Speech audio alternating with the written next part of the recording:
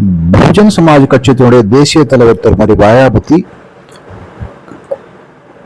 ஆம்ஸ்ட்ராங்குடைய இறுதிச் சடங்கிலே கலந்து கொள்வதற்காக சென்னை வந்திருந்தார். அப்பொழுது ஆம்ஸ்ட்ராங்குக்கு மரியாதை செலுத்திட்டு பேசிய அவர், தமிழ்நாட்டிலே சட்டம் ஒழுங்கு முற்றிலுமாக கெட்டுவிட்டதாகவும் திமுக அரசு தான் அதற்கு பொறுப்பு என்றும் கூறியிருக்கிறார்.